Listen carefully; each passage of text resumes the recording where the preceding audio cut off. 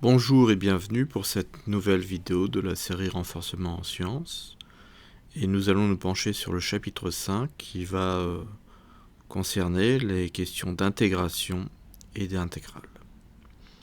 Alors les objectifs de ce chapitre. Donc étudier quelques primitives utiles, voir comment on va passer de l'ère des fonctions en escalier à la notion d'intégrale de Riemann, passer en revue des propriétés intéressantes pour les intégrales, et définir les intégrales généralisées ou impropres. Alors ce chapitre constitue un résumé des principes de l'intégration et en aucun cas un cours de mathématiques sur la question de l'intégration.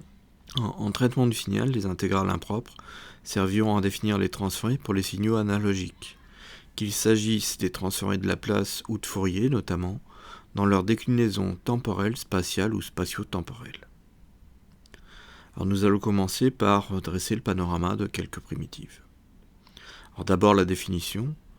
On dit qu'une fonction continue sur un intervalle admet une primitive sur cet intervalle. Alors soit la fonction petit f de classe C0 sur l'intervalle I. Si grand f est une primitive de petit f sur grand I, alors grand f' de x est égal à petit f de x, quel que soit x appartenant à grand I. Et deux primitives ne diffèrent que par une constante. En effet, considérons par exemple grand f1 de x qui est égal à grand f de x plus c, quel que soit x appartenant à i et c une constante réelle ou complexe. Si je calcule grand f1' de x, c'est la dérivée de grand f de x plus c. Et comme la dérivée est une opération linéaire, c'est la dérivée de grand f de x plus la dérivée de c. La dérivée d'une constante étant nulle, ça nous donne au final grand f' de x. Maintenant, quelques primitives usuelles. Donc dans le tableau, on va voir la colonne de gauche qui va rassembler les fonctions, la colonne centrale les primitives associées, et la colonne de droite les remarques quant à la validité du lien entre la fonction et sa primitive ou ses primitives. Alors d'abord, x puissance n.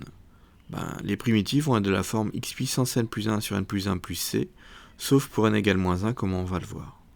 Et ça va être valable sur R étoile ou R plus étoile, suivant la valeur de petit n.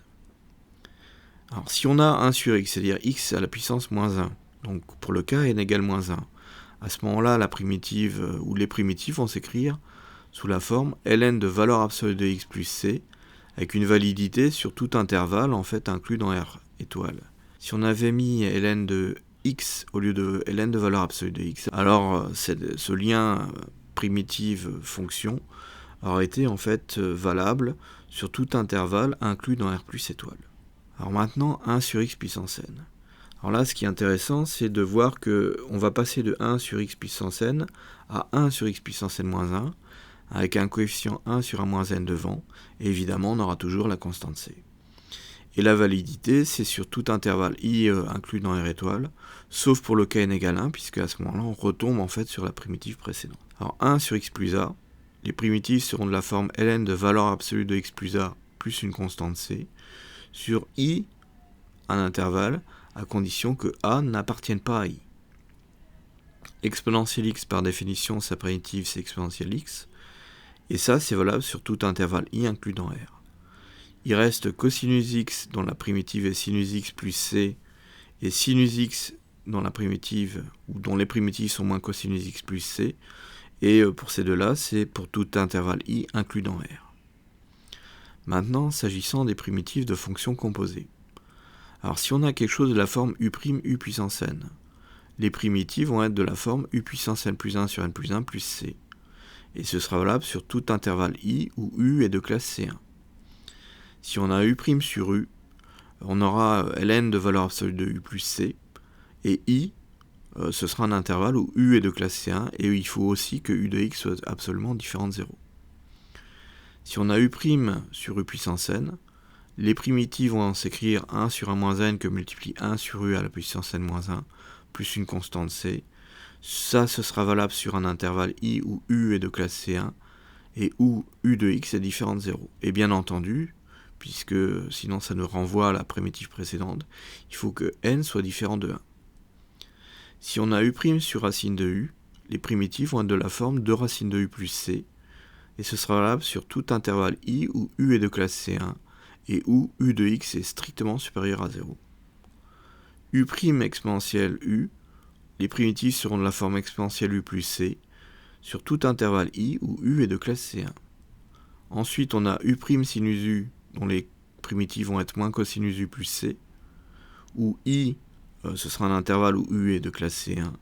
Et pour U' cosinus U, les primitives seront sinus U plus C sur un intervalle I où U est de classe C1. Alors maintenant, on va s'intéresser à la question de l'aire des fonctions en escalier. Et on va commencer par l'aire d'une fonction constante. Donc à gauche, j'ai une fonction constante qui est définie et continue sur l'intervalle AB, A et B inclus. Alors qu'à droite, si la fonction reste définie sur l'intervalle AB, A et B inclus, j'ai deux discontinuités en A et en B. Donc la fonction n'est constante que sur l'intervalle AB où A et B sont exclus. Pour autant, dans les deux cas, l'aire algébrique sous la courbe est égale et elle est notée A de A à B, R donc R de A à B est définie par l'aire de A à B, c'est y0 fois b moins a, si y0 c'est la valeur de la fonction sur l'intervalle AB, A et B exclus. Alors des remarques importantes, l'aire de A à B c'est une aire algébrique. Déjà parce que y0 peut être positif ou négatif, et donc si y0 est négatif, ça va donner une aire négative. Mais l'aire est aussi algébrique, parce qu'on a aussi le coefficient b-a, et si a est supérieur à b, à ce moment-là b-a est négatif, et donc du coup ça va aussi changer le signe de l'aire. Donc l'aire de a à b, c'est moins l'aire de ba, et ce quel que soit a et b. La contribution d'un point à l'aire est nulle, donc notamment l'aire de a, c'est l'aire de b à b, mais ce serait aussi l'aire de n'importe quel point intermédiaire entre a et b, et ça vaut 0. Si on introduit un point intermédiaire I entre A et B, on voit que l'aire AB elle sera égale à la somme des aires entre A et I et B.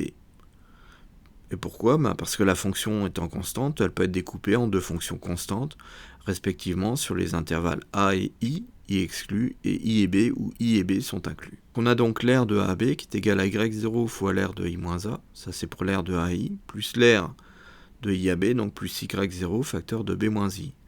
Et les termes en y0i vont se compenser. Donc on a l'aire de A à B qui est encore égal à y0 facteur de b-a. Alors ça nous permet de voir en fait qu'on a la relation de Schall qui dit que l'aire de A à B, c'est l'aire de A à I plus l'aire de I à B, quel que soit I compris entre A et B. Maintenant, on va s'intéresser à l'aire d'une fonction en escalier. Et là, j'ai représenté une fonction qui est constituée de trois morceaux de trois fonctions constantes qui valent respectivement y1 sur l'intervalle AB, B exclu, y2 sur BC sur l'intervalle BC, C exclu, et y3 sur l'intervalle CD, où là j'ai inclus à la fois C et D. Mais pour chacune de ces définitions, on aurait pu exclure en fait chacune des bornes. Donc l'aire algébrique totale, c'est l'aire des rectangles bleu, orange et vert. Donc l'aire de A à D, c'est l'aire de A à B plus l'aire de B à C, plus l'aire de C à D. Et ce faisant, on a quelque chose en fait qui correspond à une double application de la relation de Schall, donc finalement une extension de la relation de Schall pour les fonctions en escalier. Alors, l'aire de A à D, c'est l'aire de A à B, donc y1 facteur de b-a, plus l'aire de B à C, donc y2 facteur de c-b, plus l'aire de C à D, donc plus y3 facteur de d-c. Et on va étendre ce principe à des fonctions en escalier qui vont comporter beaucoup plus de marches, en allant même jusqu'à la limite où on aurait une infinité de marches, donc de largeur infinitésimale. Alors on va maintenant s'intéresser à l'approximation de l'aire sous une courbe. Donc là, par exemple, j'ai une courbe en fait en noir et j'ai donc trois rectangles, bleu, orange et vert. Et l'idée, c'est d'essayer d'approcher l'aire sous la courbe par l'aire des rectangles. Alors là, comme on a une approximation avec peu de rectangles, l'approximation est mauvaise. Donc du coup, on va étendre en fait cette approximation en considérant beaucoup plus de rectangles. Et en allant même jusqu'au cas où on aura en fait une infinité de rectangles, dont à chaque fois on va diminuer en fait la largeur. Alors si j'ai par exemple l'aire sous la courbe qui est approchée par l'aire des 10 rectangles, j'ai une correspondance entre les deux qui est assez mauvaise. Si maintenant je fais une approximation par l'aire des 50 rectangles en diminuant donc la largeur d'un facteur 5 et en conservant des largeurs de rectangle qui sont égales. Bon, j'ai quelque chose qui est déjà moins mauvais. Si je fais une approximation par 100 rectangles, j'ai déjà un peu de difficulté à voir en fait que les deux aires ne sont pas tout à fait égales. Par contre, si on trace ce qui se passe pour l'approximation par 200 rectangles, on a l'impression en fait qu'on a quelque chose qui est vraiment très proche de l'aire sous la courbe. Donc si on considère suffisamment de rectangles, l'approximation devient de moins en moins fausse. Alors, ça va nous servir pour définir l'intégrale au sens de Riemann, ou intégrale de Riemann. Donc on va d'abord commencer par énoncer le principe. Donc si on pousse notre raisonnement au bout, on comprend que si on considère une infinité de rectangles, on va obtenir la valeur exacte de l'aire sous la courbe. Donc en utilisant ce principe, Riemann a introduit la notion d'intégrale d'une fonction petit f sur un intervalle AB. Donc les conventions qu'on va utiliser, donc on découpe l'intervalle AB en n sous-intervalles qui vont tous avoir la même taille, qui sera défini comme étant petit h égale b moins a, puisque c'est l'intervalle AB qu'on découpe, sur n, puisqu'on le découpe en n sous-intervalles. On va aussi introduire les abscisses x indice k qui vont être données par a plus k fois la largeur de l'intervalle, donc k b moins a sur n, ou a plus k fois h. Et k va aller de 0 à grand n.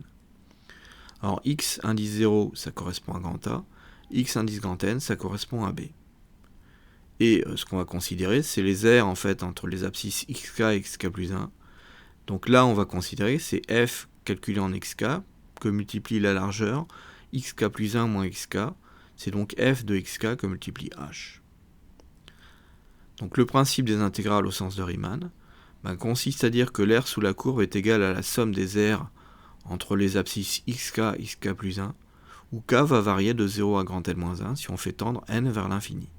Et dans ce cas-là, ce qu'on a, c'est que l'intégrale de AB de f de x dx, donc la notation donc avec l'intégrale, c'est la limite quand grand N tend vers plus l'infini de la somme de k égale 0 à grand N moins 1 des aires des rectangles entre les xk et xk plus 1.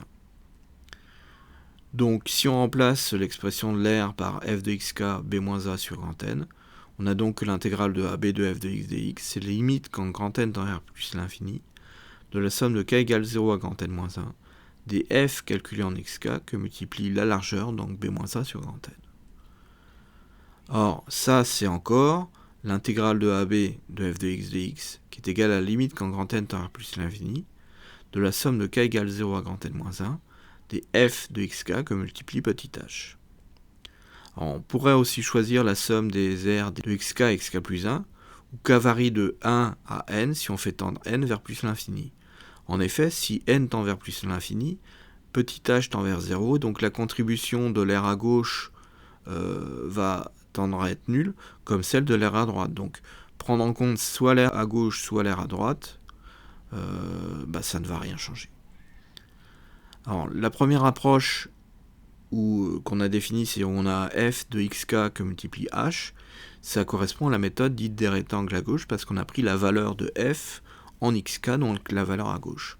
On peut aussi considérer une seconde approche, qui consiste à dire que ce serait la méthode dite des rectangles à droite, et à ce moment-là, considérer que l'aire, ce serait f de x en k plus 1, que multiplie toujours petit h.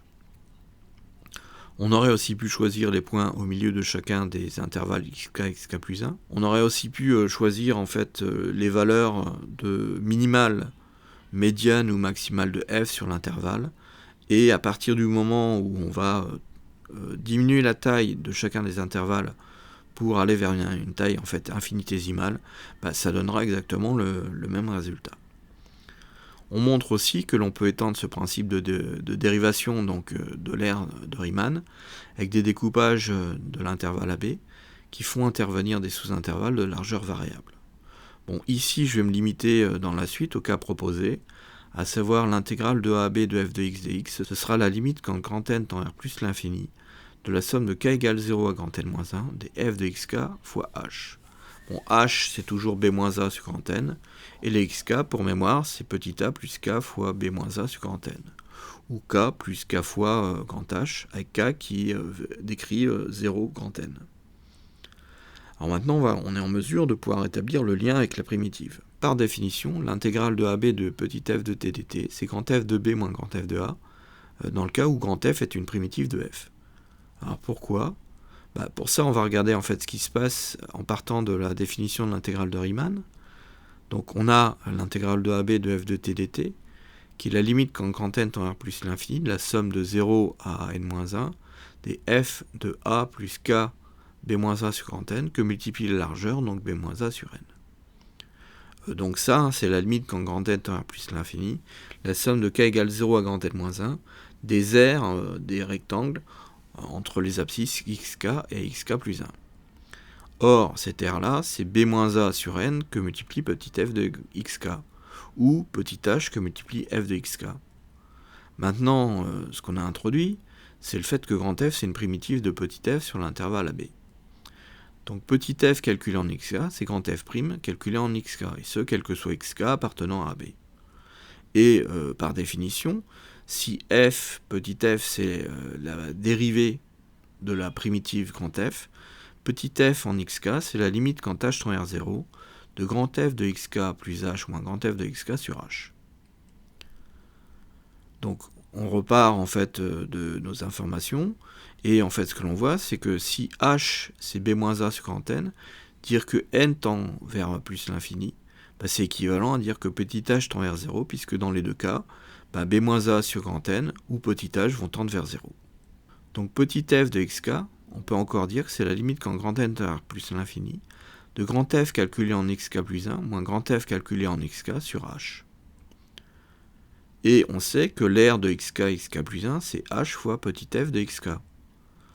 Donc l'intégrale de AB de f de t dt, c'est la limite quand grand n tend vers plus l'infini, la somme de k égale 0 à grand n moins 1, de petit h sur h que multiplie quoi ?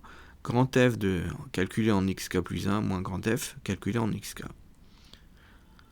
Donc on voit que les petits h vont se simplifier, et finalement l'intégrale de AB de f de t dt, c'est la limite quand grand n tend à plus l'infini, de la somme de k égale 0 à grand n moins 1, moins grand f calculé en xk, plus grand f calculé en xk plus 1. Alors si on explicite la somme, donc l'intégrale de AB de petit f de t dt, c'est la limite quand grand n tend à plus l'infini de quoi ? De moins grand f de a, plus grand f de x1, moins grand f de x1 plus grand f de x2, moins grand f de x2 plus grand f de x3, etc., plus grand f de x en n moins 1, moins grand f de x en n moins 1, plus grand f de b. Au final, en fait, les termes f de grand xi moins f de grand xi vont s'éliminer de a2, et ce qui nous reste, c'est que l'intégrale de a b de f de t dt, comme annoncé, c'est grand f de b moins grand f de a. Alors maintenant, quelques propriétés intéressantes des intégrales. Alors le premier théorème, c'est quel que soit t appartenant à AB, si f de t est inférieur ou égal à g de t, alors l'intégrale de AB de f de t dt est inférieure ou égale à l'intégrale de AB de g de t dt. Théorème du module ou de la valeur absolue, si A est inférieur strictement à B, alors la valeur absolue ou le module de l'intégrale de AB de f de t dt est inférieur ou égal à l'intégrale de AB de la valeur absolue ou de module de f de t dt. On a aussi dans le cas réel le théorème de Cauchy-Schwarz, qui dit si A est inférieur à B strictement, alors le carré de l'intégrale de AB de f de t g de t dt, c'est inférieur ou égal au produit des intégrales de A à B de f carré de t dt par l'intégrale de A à B de g carré de t dt. On a un théorème qui va être très utile en physique, qui est celui de l'intégrale nulle, qui dit que si f est continue sur l'intervalle AB, et que l'intégrale de AB de valeur absolue ou module de f de t dt c'est nul, alors f de t c'est égal à 0, quel que soit t appartenant à AB. Alors ça permettra de faire le passage des équations bilan sous forme intégrale aux formes locales de conservation. Donc par exemple, ce sera utilisé en mécanique des fluides pour obtenir notamment les équations locales de conservation de la quantité de mouvement, ce qu'on appelle aussi l'équation d'Euler ou l'équation de Navier-Stokes si on prend en compte les pertes par viscosité, et aussi pour l'équation locale de conservation de la masse. Alors maintenant, s'agissant des intégrales avec des bornes variables.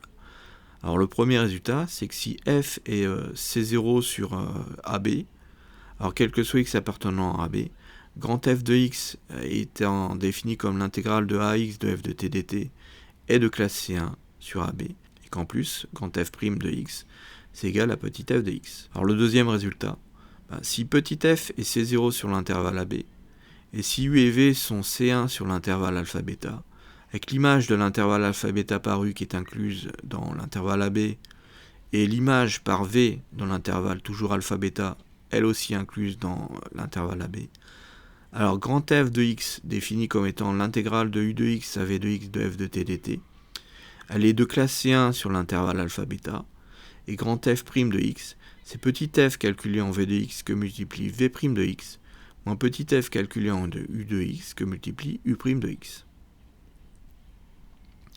Maintenant, s'agissant de l'intégration par partie. Alors, on va considérer petit u et v de classe C1 sur l'intervalle AB. On sait que uv, sa dérivée, c'est u'v plus uv'. Ce qu'on peut encore écrire sous la forme uv', c'est la dérivée de uv moins u'v.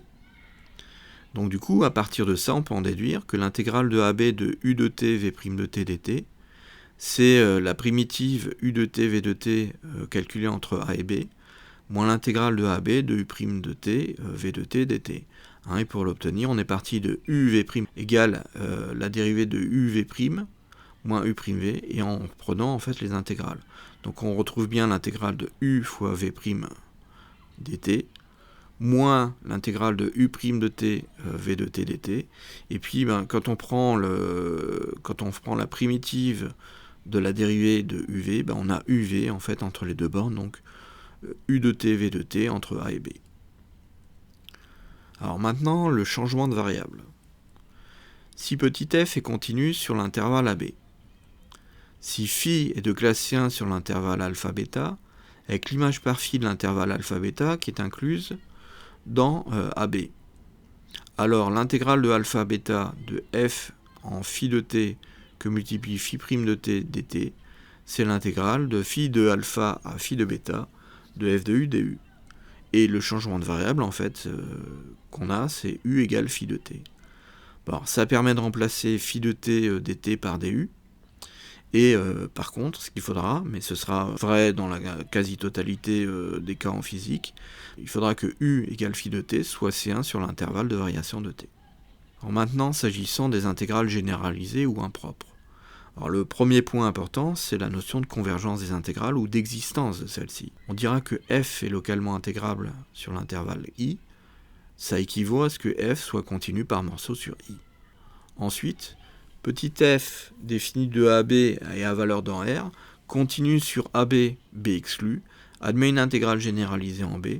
Ça signifie que l'intégrale de AB de f de t dt a une limite finie quand t tend vers B-. Alors on pourra introduire une définition analogue pour des intervalles de la forme A plus l'infini, AB, A et B inclus, ou un intervalle de moins l'infini à B. Et on écrira seulement le résultat sur l'intervalle AB et B exclu, mais on pourra faire leur extension pour les autres intervalles de définition. Alors théorème pour la convergence absolue. Si l'intégrale de AB de valeur absolue de f de t dt converge, à ce moment-là, l'intégrale de AB de f de t dt converge. Et la valeur absolue, le module de l'intégrale de AB de f de t dt est inférieur ou égal à l'intégrale de a à b de quoi de la valeur absolue du module de f de t dt. Il y a aussi le théorème de l'intégrabilité. On dit que f est intégrable sur i si et seulement si l'intégrale sur i de la valeur absolue du module de f de t dt est simple, c'est-à-dire en fait qu'il n'y a plus de singularité, ou bien qu'elle converge. Et on parlera de convergence absolue de l'intégrale. Alors, des résultats qui vont être potentiellement utiles pour les intégrales généralisées ou impropres. Alors déjà, un théorème pour la comparaison. Si quel que soit t appartenant à B, f de t est supérieur ou égal à 0, mais inférieur ou égal à g de t, alors si l'intégrale de g de t dt converge, puisque g major f de t, l'intégrale de AB de f de t converge aussi. Et par contre, si c'est l'intégrale de AB de f de t dt qui diverge, puisque f minore g, à ce moment-là, l'intégrale de AB de g de t dt diverge. Alors, on a aussi le théorème pour l'équivalence qui peut être éventuellement utile, qui dit que si f de t et g de t sont équivalentes en B, et que f de t est de signe constant, les intégrales de AB de f de t dt et de AAB de g de t dt sont de même nature. Donc soit elles convergent, soit elles divergent toutes les deux. On a ensuite le théorème sur le changement de variable. Si f est C0 sur l'intervalle i, si phi est monotone et de classe C1 sur l'intervalle alpha-bêta, bêta exclu, et que l'image de cet intervalle par phi est incluse dans i, alors l'intégrale de alpha-bêta de f calculée en phi de t que multiplie phi' de t dt et l'intégrale de phi de a à phi de b de f de u du sont de même nature. Et si ces deux intégrales convergent, à ce moment elles sont égales, c'est-à-dire que l'intégrale de alpha-bêta de f calculée en phi de t que multiplie phi' de t dt, c'est égal à l'intégrale de phi de a à phi de b de f de u du. Et le changement de variable qu'on a posé, c'est u égale phi de t. Alors pour l'intégration par partie, malheureusement il n'y a pas de théorème pour les intégrations par partie dans le cas des intégrales généralisées. Mais on a quand même deux méthodes. Alors la première, ça consiste à utiliser une primitive, sans prendre en considération les bornes, et seulement ensuite prendre les limites ou les valeurs de cette primitive aux bornes considérées. Donc là où il y a un problème en fait de définition, et donc du coup une intégrale généralisée ou impropre. Ou la deuxième méthode, ça consiste à utiliser ce qu'on appelle une intégrale simple. Donc par exemple une intégrale qui ne pose pas de problème a priori sur un intervalle de 0 à grand x, puis faire tendre grand x vers plus l'infini, pour une intégrale par exemple qui irait de 0 à plus l'infini. Bon, si c'est une intégrale qui va de a à b, et que le problème se situe en b, on fera une intégrale de a à grand x, puis on fera tendre grand x vers b. Et d'ailleurs, c'est cette méthode en fait que l'on utilisera pour faire le calcul de transfert de Laplace quand on s'intéressera au transfert de Laplace. Alors, ces intégrales généralisées ou impropres, on va les utiliser de manière intensive. Dans le prochain chapitre, on introduira les transferts de Fourier et de Laplace, et on verra qu'elles font intervenir des intégrales généralisées. Et dans les chapitres suivants, on appliquera une grande partie des résultats de ce chapitre pour étudier les propriétés et voir quels sont les résultats intéressants s'agissant des transferts de Fourier ou des transferts de Laplace. Donc ceci conclut cette nouvelle vidéo de la série Renforcement en sciences, consacrée aux résultats en fait intéressants s'agissant des intégrales.